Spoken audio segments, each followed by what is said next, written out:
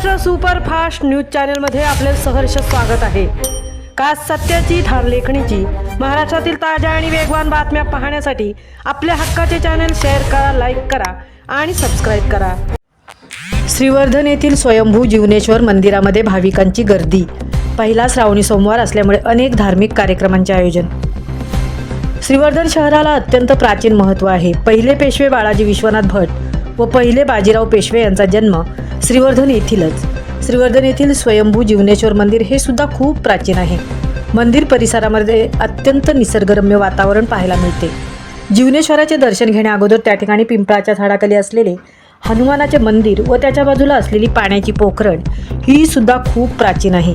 मंदिरात दर्शन घेण्या अगोदर या पोखरणीवरील पायऱ्यांनी खाली उतरून पाय धुवून मग देवळात प्रवेश करण्याची परंपरा आहे।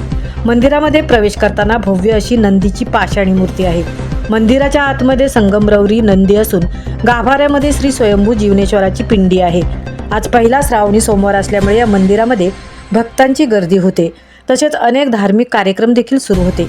पुरोहितांकडून लघुरुद्र करण्यात येत होते, तर अनेक भाविक हजार बेलपाने वाहण्यासाठी मंदिरामध्येही उपस्थित होते। या ठिकाणी जीवनेश्वराच्या गाभाऱ्यामध्ये धोतर किंवा टॉवेल लावून उघड्याने प्रवेश दिला जातो।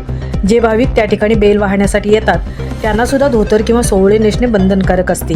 धोतर किंवा सोवळे नेसलेल्या भाविकांनाच आपल्या पत्नीला घेऊन गाभाऱ्यात जाता येते।